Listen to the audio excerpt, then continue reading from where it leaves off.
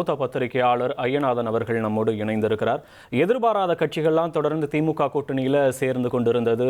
OPS எல்லாம் இணைந்திருந்தார். தற்போது தாவாக கூட்டணியிலிருந்து வெளியேறி இருக்கு. 2021 சட்டமன்ற தேர்தலில் பண்ருட்டியில உதயசூரியன் சின்னத்தில் போட்டிட்டு வெற்றி பெற்று இருந்தது. இப்ப இது வெளியேறி இருக்கிறது. என்ன மாதிரியான தாக்கத்தை கூட்டணியில ஏற்படுத்துறதுக்கான வாய்ப்புகள் இருக்குன்னு நினைக்கிறீங்க? இது ஒரு எதிர்பாராத முடிவா நான் கருதல. இப்படிதான் நடக்கும்னு கூட நான் கிட்டத்தட்ட அனுமானிச்சிருந்தேன். ஏன்னா சட்டப்பேரவையில் சில சிக்கல்கள் பற்றி வேல்முருகன் பேசும்போது அது சபாநாயகர் கண்டிச்சாரு. இதெல்லாம் பேசக்கூடாதுன்ற மாதிரி சில கண்டிஷன்லாம் போட்டாரு. அப்பவே நம்ம எல்லாம் பேசணும். ஸோ அது அவருக்கு அந்த கட்சிக்கு தேவையில்லை அப்படின்ற மாதிரியான ஒரு எண்ணம் தான் திமுகனுடைய தலைமைக்கு இருந்துச்சு. அதை இப்ப செயல்படுத்தி இருக்கிறாங்க அப்படின்னு தான் நான் பாக்குறேன்.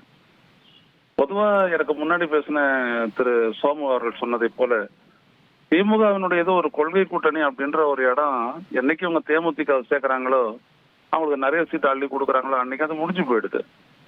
ஒரு கொள்கை கூட்டணின்னா பாஜகவை மதவாதத்தை பாசிசத்தை எதிர்க்கணும். அப்படியேப்பட்ட கட்சிகள் தான் இடதுசாரிகள், விடுதலை சிறுத்தைகள், தமிழக வாழ்வுரிமை கட்சி, மனிதநேய மக்கள் கட்சி, முஸ்லீம் லீக், இவங்களை எல்லாம் இடத்த குறைக்க சொல்றாங்க. ஆனா காங்கிரஸ் அது பிஜேபி எதிர்க்குது, என்ன வேற வழி இல்லை, அது எதிர்க்குது, அவ்வளவுதான். மற்றபடி நீங்க பாத்தீங்க அப்படின்னா தமிழர்களுக்காக இங்க இருந்து போன 9-10 எம்பிக்கள்லாம் ஒன்னும் குரல் கொடுத்ததெல்லாம் ஒன்றும் கிடையாது. ஆனா அவங்களுக்கு பாத்தீங்கன்னா 28 சீட்டை இவங்க கொடுக்குறாங்க. ஆனா தமிழக வாழ்வுரிமை கட்சியை போன்ற பொதுமக்களுக்காக பல்வேறுபட்ட உரிமைகளுக்காக போராடிய அந்த கட்சிக்கு 1க்கு 2 இடம் கொடுத்து அவங்கள அணில வச்சுக்கிறோம், கூட்டணியில வச்சுக்கிறோம் அப்படின்ற ஒரு எண்ணம் வரல அப்படின்னம்னா அப்ப அது எப்படி கொள்கை கூட்டணி ஆகுன்ற கேள்வி இயல்பா எழும்புது இல்லையா? அது ஒரு புறக்கணிப்பு. இது ஒரு வேல்முருகன் அப்படின்றது மட்டும் இல்ல, பொதுவா வன்னிய பெருமக்கள் அப்படின்னு இருக்கிறவங்க சில பிரிவுகளாக இருந்தாலும் கூட அவங்க எல்லாம் ஒரு பெரிய அளவிற்கு திமுகவினுடைய ஆதரவாளர்களா இருந்திருக்கிறாங்க 57 தேர்தல்ல இருந்து அப்படின்றது வரலாறு தெரிஞ்சவங்களுக்கு நல்லா தெரியும். அப்படிப்பட்ட நிலையில எந்த பாமகனுடைய 2 அணியுமே திமுக இல்லாதப்ப அட்லீஸ்ட் அந்த வாக்கு சக்தியை கருத்தில் கொண்டாவது வேல்முருகனுக்கு 2 இடங்களை கொடுத்து அங்கீகரிச்சு அவரு உதயசூரியன் சின்னத்துல நிக்க சொல்லலாம். அதை பத்தி ஒண்ணும் இல்ல, ஆதரவு தான், அதை பத்தி ஒண்ணும் இல்லை. ஆனா அப்படி செஞ்சிருக்கலாம். அதை விட்டுட்டு கழட்டி விட்டுறது அப்படின்றதெல்லாம் நாங்க ஒன்னும் கழட்டி விடலை, நாங்க ஒரு சீட்டு தரோன்றோம், அதெல்லாம் சும்மா பேச்சு.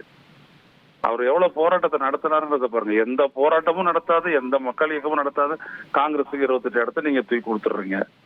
ஆனா வருடம் ஃபுல்லா போராடுகின்ற விடுதலை சிறுத்தைகள், தமிழக வாழ்வுரிமை கட்சி, இடதுசாரிகள் எல்லாம் அப்படியே அவங்களெல்லாம் தொங்க விடுறீங்க அப்படின்னோம்னா இது கொள்கை கூட்டணி இல்லை. இது even does not even looks like political contingency.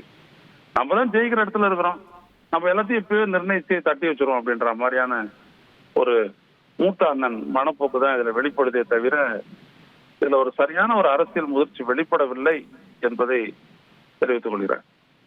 1,27,00,000 மனங்களை வென்ற தந்தி டிவி யூடியூப் சேனல். தவிர்க்க முடியாத தம்ப்நெயில்ஸ், கலக்கலான கான்டென்ட்ஸ். நீங்களும் இந்த குடும்பத்தில் இணைய இப்பவே சப்ஸ்கிரைப் பண்ணுங்க. அசுரபலம் கொண்ட எங்கள் டிஜிட்டல் கரங்களில் உங்கள் விளம்பரங்களை சேர்க்க வாட்ஸ்அப் பண்ணுங்க. 8939888378. Email advtthanditv@dttv.in.